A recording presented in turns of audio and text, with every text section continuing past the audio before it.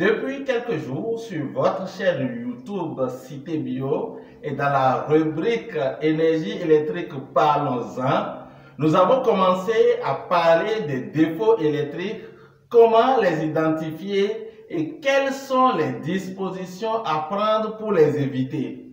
Je vous propose de suivre les liens en commentaire, notre présentation sur les différents types de défauts électriques et celle sur la surintensité par surcharge électrique.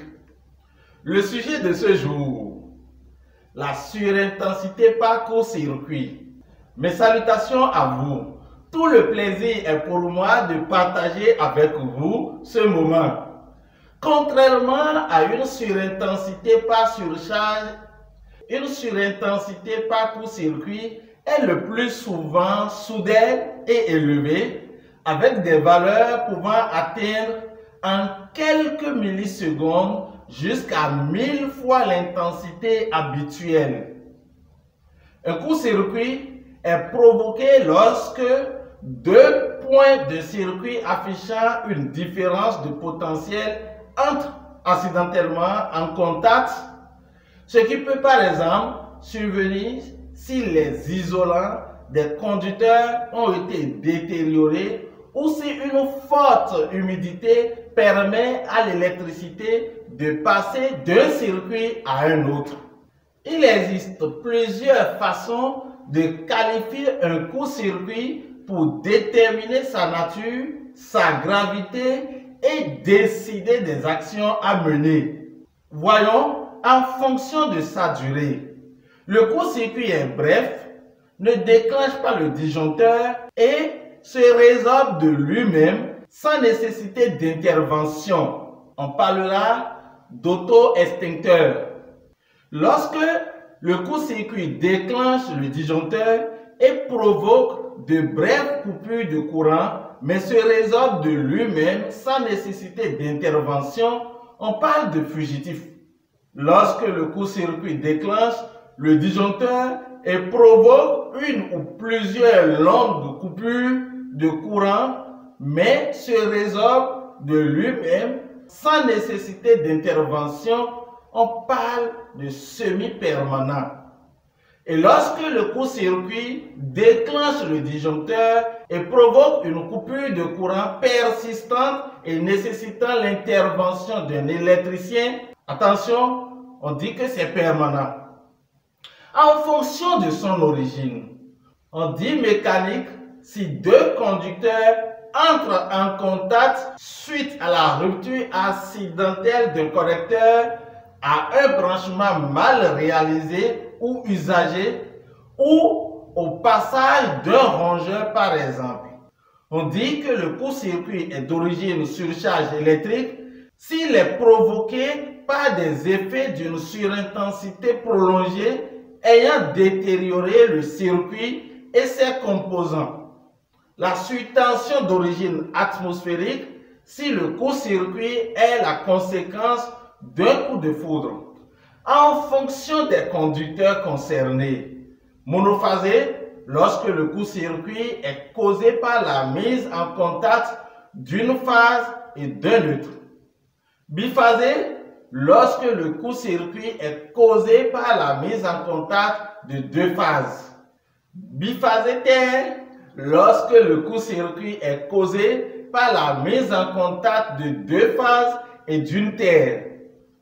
Biphasé et phasitaire lorsque le court-circuit est causé par la mise en contact de deux phases et la mise en contact de la troisième phase avec la terre. Triphasé lorsque le court-circuit est causé par la mise en contact de trois phases. Voyons en fonction de la nature de la connexion. On dit franc lorsque les deux points du court-circuit entrent directement en contact. Impédant lorsque les deux points du court-circuit sont mis en contact via un matériau conducteur, mur humide par exemple, un arbre. Comment reconnaître un court-circuit? Un court-circuit ne se détecte pas aisément ces conséquences étant relativement similaires à celles d'une surcharge électrique.